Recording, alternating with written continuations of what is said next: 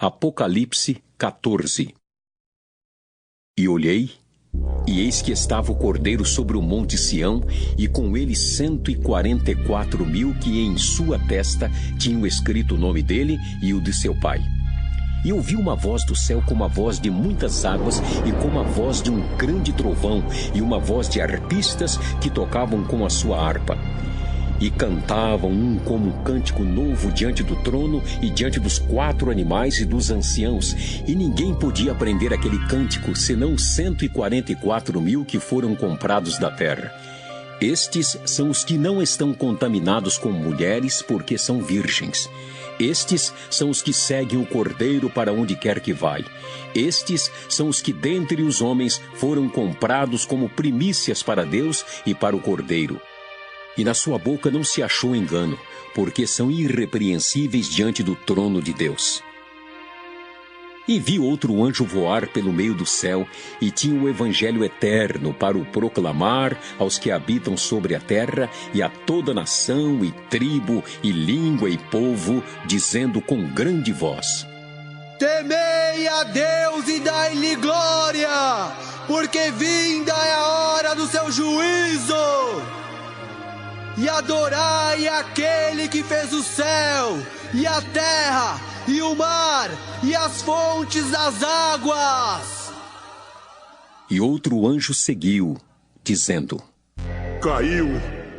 Caiu Babilônia, aquela grande cidade que a todas as nações deu a beber do vinho da ira da sua prostituição.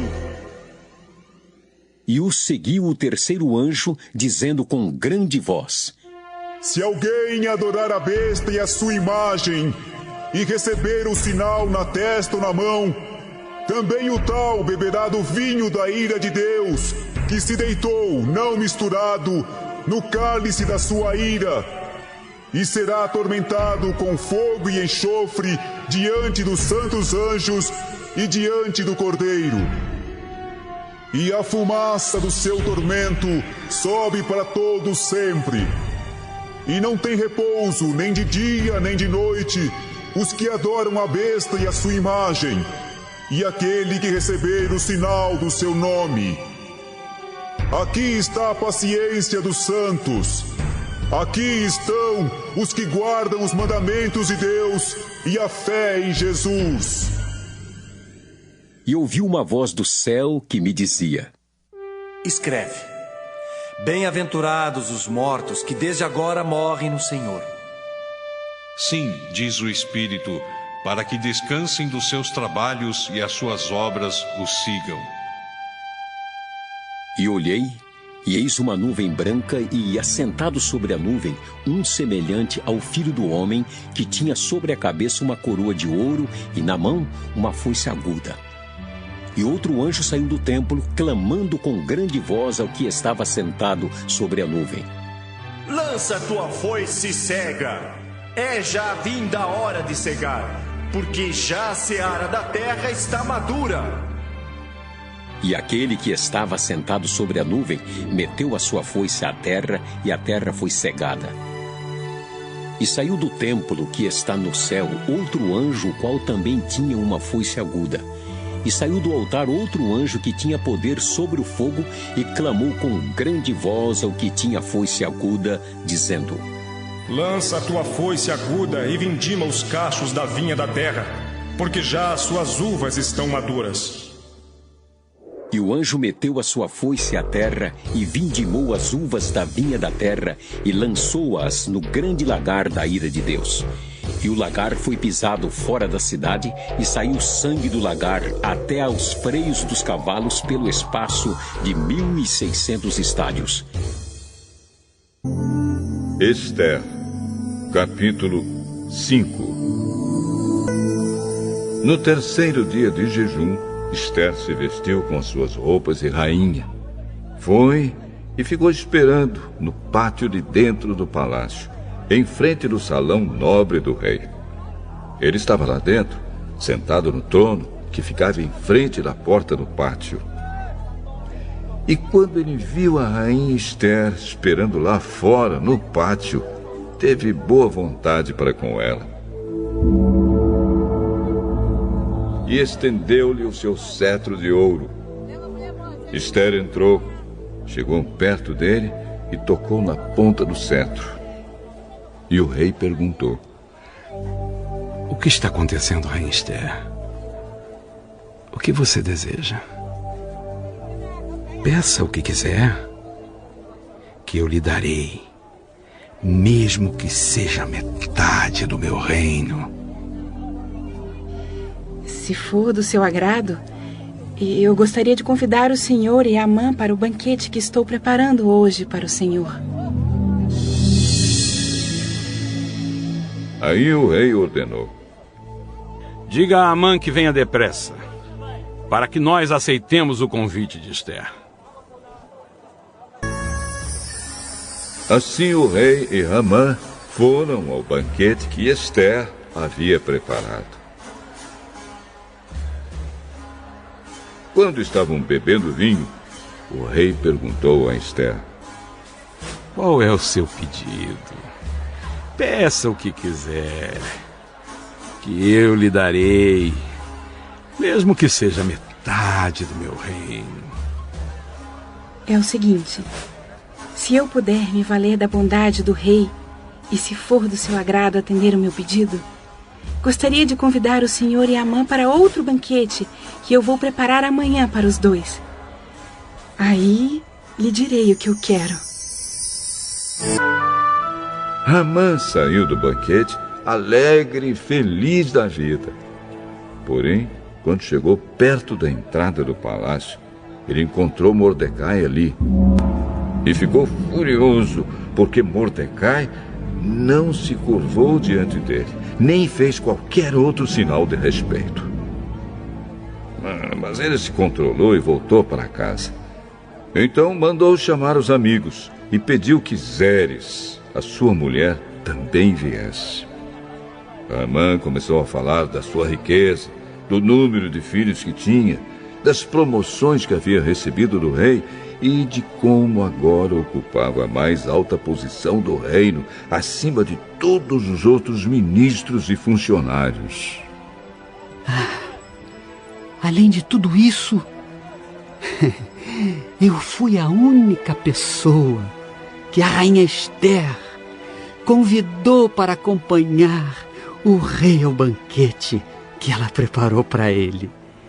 E ela também me pediu que eu fosse com ele a outro banquete amanhã. Mas tudo isso não me vale nada enquanto eu continuar vendo Mordecai, aquele judeu, sentado na entrada do palácio. Aí a mulher dele e todos os amigos deram a seguinte sugestão: Mande fazer uma forca de uns 20 metros de altura. E amanhã de manhã peça ao rei que mande enforcar Mordecai. Então, você poderá ir feliz com o rei ao banquete. Amã gostou da ideia e mandou construir a forca. Esther, capítulo 6. Naquela mesma noite, o rei não conseguiu pegar no sono. Então mandou buscar o livro em que se escrevia o que acontecia no reino e ordenou que os seus funcionários lessem para ele. A parte que leram contava como Mordecai tinha descoberto o plano para matar o rei, plano este preparado por Bigtan e Teres, os dois eunucos que eram guardas do palácio. Aí o rei perguntou: Que homenagens foram prestadas e que prêmios foram dados a Mordecai por ter feito isso? Nada se fez a esse respeito.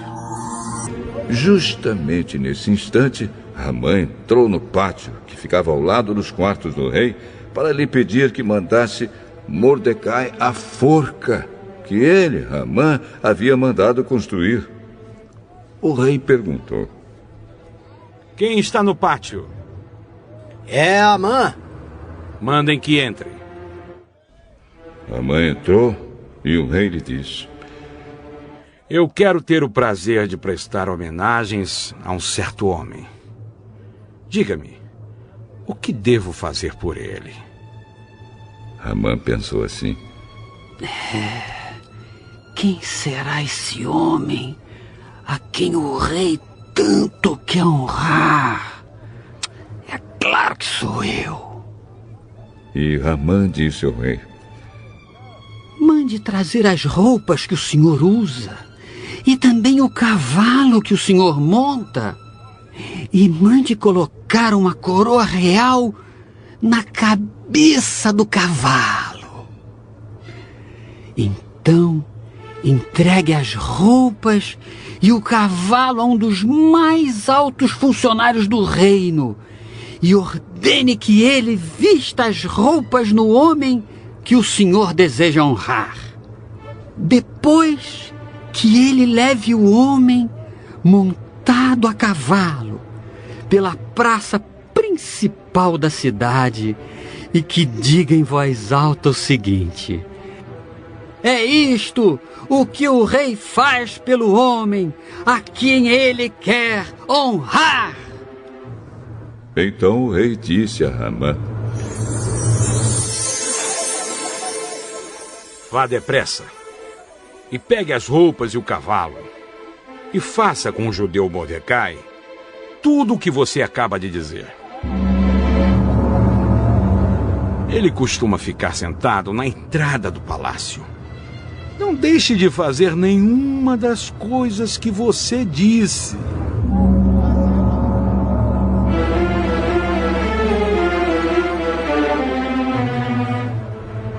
Amã foi, pegou as roupas e o cavalo e vestiu as roupas em Mordecai.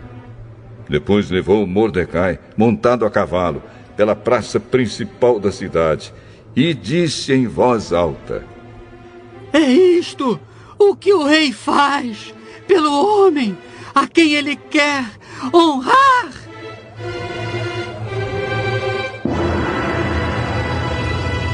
Depois disso, Mordecai voltou para a entrada do palácio, enquanto que Amã, envergonhado e triste, correu para casa, escondendo o rosto. Contou à esposa e aos amigos tudo o que tinha acontecido com ele. Então ela e os seus amigos, que eram tão sabidos, disseram: Você já começou a perder a luta com Mordecai. Ele é judeu e você não vai ganhar de jeito nenhum. Você vai perder na certa. Mais tarde, porque não acreditaram na promessa de Deus, eles não quiseram entrar em Canaã, aquela terra tão agradável. Eles ficaram nas suas barracas, se queixando, e não quiseram dar atenção a Deus, o Senhor. Então o Senhor lhes deu um aviso solene. Ele os faria morrer no deserto. Espalharia os seus descendentes entre as nações pagãs, deixando que morressem em países estrangeiros. Depois o povo de Deus se ajuntou no Monte Peor para adorar o deus Baal, e eles comeram da carne dos sacrifícios oferecidos a deuses sem vida.